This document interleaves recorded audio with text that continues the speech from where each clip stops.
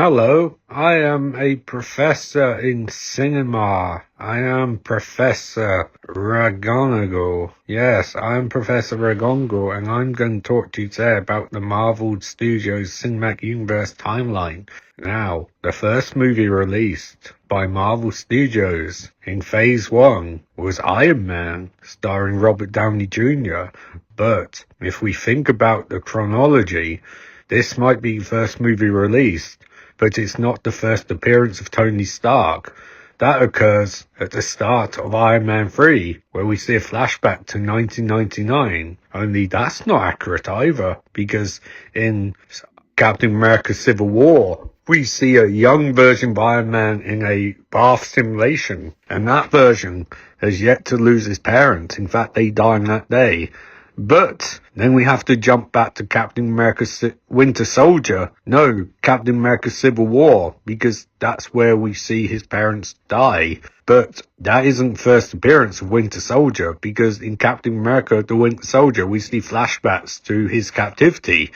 But then we have to go back further to Captain America, the first Avenger, where we meet Winter Soldier and we meet Steve Rogers.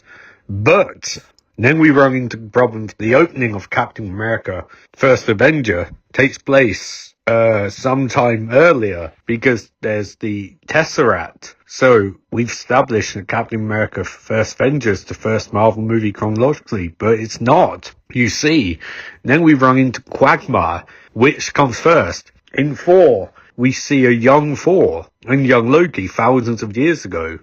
But then in 4-2, we see an even younger Thor and Loki, even longer ago. But then in 4 Love and Thunder, no, 4 Ragnarok, we see Hela killing the Valkyrie, which has to have occurred even earlier than that. So is the part of 4-3 the first chronological movie? Yes, but no, it's not. Because in Guardians of the Galaxy, we discover that the eternal, beings created the entire universe. So, now we can establish that the earliest point for the Marvel franchise is the start of the thing in Guardians of the Galaxy. That segment, Guardians of the Galaxy, is where we have to start everything. So, chronologically, the first thing in Marvel Universe is that scene in Guardians of the Galaxy where they're watching as the 6 beings, who aren't the Eternals, sorry, I got that wrong, 6 beings use the singularities to create life. But in the Eternals, which is set up, which was made after it, but set at the same time, maybe? Amersham is like, yeah, we create universes and Earths and things like that. So it's like, hang on a second. So the Eternals are 10,000 years old. So I think they're older than Thor and Loki, but are they older than Odin? And did they create Asgard? Did Amersham create Asgard? I'm already confused, but okay. Doesn't matter. No one cares about the Eternals. So, right, okay. So, we're going chronologically from that point forward. Okay, so we're going to put Eternals, part of Eternals, at front next to a bit from Guardians of the Galaxy. So if you want to watch these movies in chronological order, you need to extract the part from Guardians of the Galaxy where the collector talks about the history of the universe. You need to isolate that part, okay? Not him describing it's fine, but you need to isolate that bit where you see them use the singularities, okay, and bring existence into reality. You need to have that at the start. Or you can have the bit from Avengers Infinity War where one talks about the singularities. You can have that. It's like the first thing you see, but you need to cut out the Avengers, you need to put that at the start. Okay, so I'm already confused. Yeah, then we go from there. Captain America First Avenger is the start point of this, because that's the earliest point in the continuity, in the relatively modern day continuity. Okay, so we go from there. Captain America First Avenger ends with him going to modern day. We're going to forget that for a second, because before you watch that, as soon as this ship hits the ice, you jump to Agent Carter 1 and 2, which are still continuity. You jump to those, and then you watch those, and then you have to go back and watch Iron Man, because Iron Man takes place before they discover Captain America, so you have to watch Iron Man first. No, but actually, no, see, you can't, because it turns out that Ed Norton's Hulk is technically a sequel. in the loose terms, to the Eric Bana version of the Hulk. So you have to go back and watch the Eric Bana version of Hulk first, and then Iron Man. So you watch Captain America until he falls into the ice, and then you watch the Eric Bana version of the Hulk, then you watch Iron Man, and then you watch either four the parts without the backstory and the past. You need to watch those, and then you jump to you watch 4, and you watch Hulk, and you watch Iron Man 2 back to back, okay? But then you gotta stop and think, because there's some Marvel shorts, which I'll actually, you know what, we're just going to ignore those, because those don't matter. Those do not matter. I cannot stress how they do not matter, okay? So from there, you watch those, then you watch the Avengers. And the Avengers is great, because the Avengers, like, picks up from Captain America. Well, no, because then after you watch those movies, you need to watch the bit with Captain America where he wakes up in Monday, and then you watch the Avengers, and that's perfectly that all makes sense, okay? The Avengers takes place, and that's fine. You watch the Avengers, and you're all good. Okay, and then... No, shit. No, that doesn't work, because you need to watch Guardians of the Galaxy, because you need to watch this shit. That's in the stuff with Peter, and it's in the 80s. Oh, crap, and I forgot Captain Marvel. Okay, so scrap that. So, right. First things you should watch, you watch Captain America do Falls in the Ice, and then you watch Agent Carter 1 and 2, and then you watch, then you watch, the start of Guardians of the Galaxy set in the 80s, and then you jump to, Captain Marvel, and then you watch Iron Man 2, and the Hulk. No, then you watch the Eric Bana Hulk, you watch that one, and then you jump to the Iron Man and those, and then you watch those, and that's all fine, except no, it's not, because fucking Ant-Man and Wasp both have flashbacks to the 80s, so no, you need to jump back and watch those, and you also need to watch a bit from Winter Soldier with Tony Stark. I'm lost already, but basically, so essentially we're all good. No, that takes us up to Avengers. No, except it doesn't, because Black Widow flashbacks in the 90s. Fuck. Okay, so basically what you can do is you can view it as, you watch Guardians of the Galaxy, you watch the Captain America Falls in the Ice, then you watch Guardians of the Galaxy, the opening bit from that.